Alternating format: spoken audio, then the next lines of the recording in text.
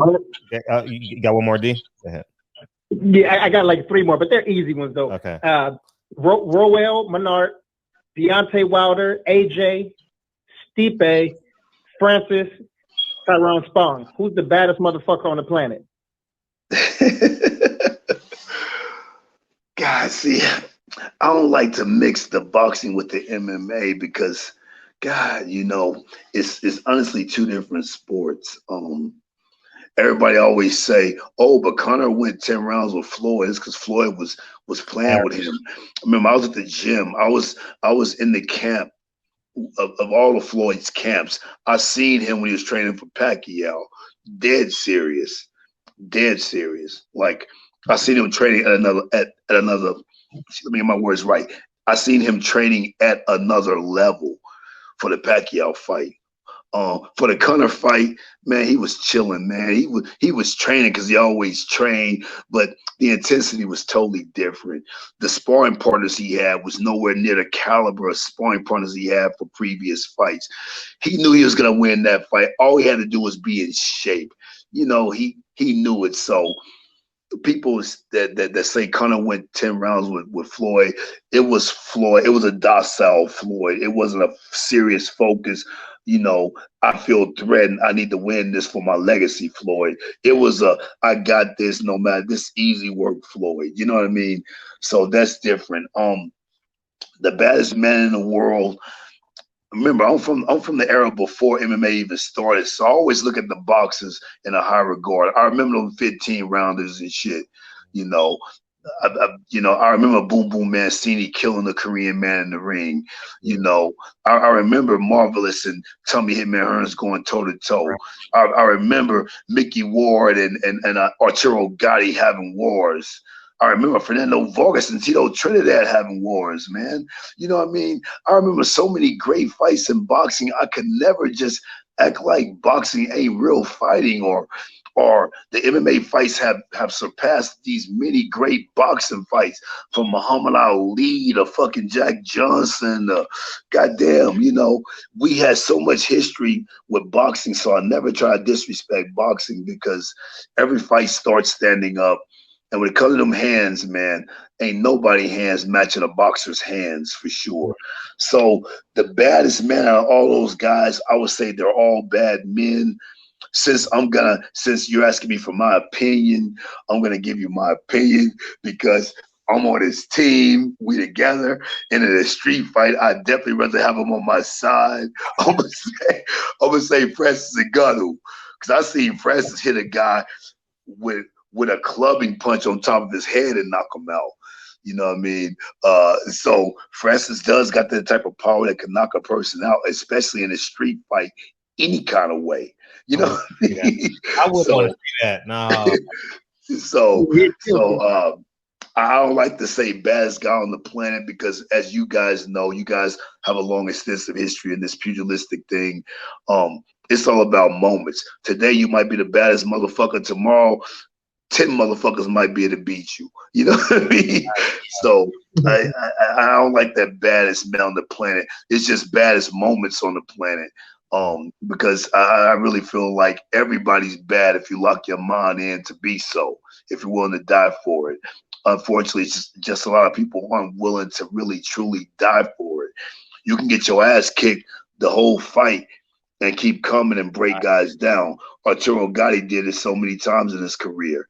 You know what I mean? We see so many fighters get beat up the whole fight and still win by knockout. Glenn Johnson, another great boxer who beat up a lot, took a lot of damage in that first Roy Jones fight early. But Roy got tired and he stopped Roy. You know what I mean? So I don't know, man. Baddest guy on the planet, I don't like that because I personally feel like we're all men. We're all susceptible to defeat, and we're all capable of killing a room full of people. So, you know what I mean? Ain't no baddest man. Did your family? Okay. Oh, I'm sorry. No, good. I just wanted to give Coach a chance to talk about Big Scary Jim and Black Cobra MMA out in Henderson, Clark County, Nevada. Yes, congratulations on the gym, Coach. Yeah, thank you. Yeah, just open up a gym. For so many years, I've been training guys different places, training my boxers at the Mayweather gym, training my kickboxers at One Kicks Gym. Train my MMA guys at the UFC PI or Extreme Couture's. And I just got the perfect situation. A good friend of mine, Rex, who's a partner of Carlos Takam, by the way. So Carlos Takam hooked me up with one of his partners, and then we partnered up on a gym. So I'm really happy with it. It's called BK MMA Team Relentless at Big Scary Gym. Big Scary Gym is the conditioning element. It's like for powerlifting and stuff like that. We cater to more powerlifting aspect. That's where the Big Scary Gym came from. The BK MMA is our fight team, and the Team Relentless is Bubba Jenkins, the 2020 Wrestling Hall of Famer, kids wrestling program.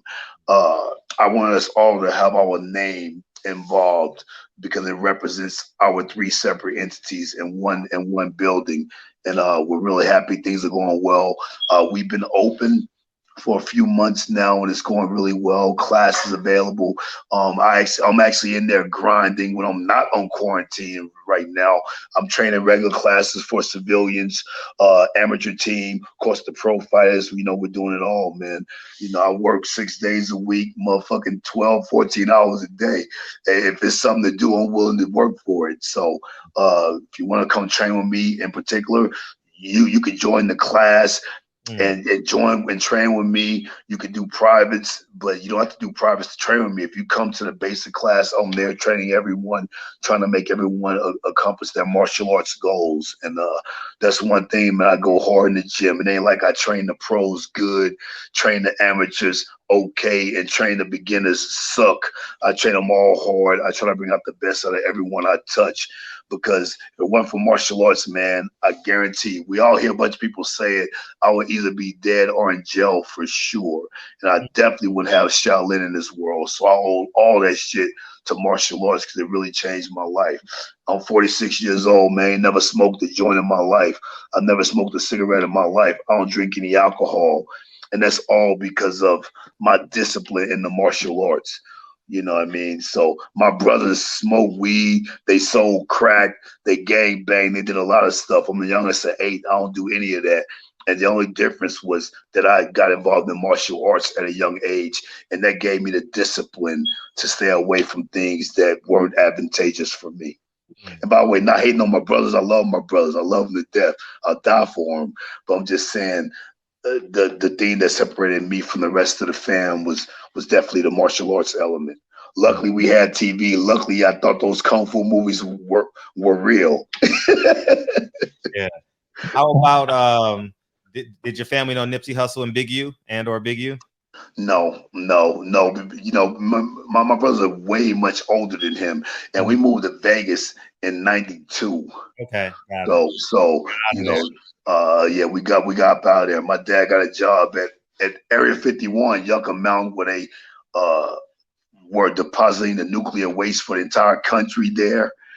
He worked on designing those nuclear waste containers for the nuclear waste to get stored. So he moved to Vegas, and it was the best thing of my life, man.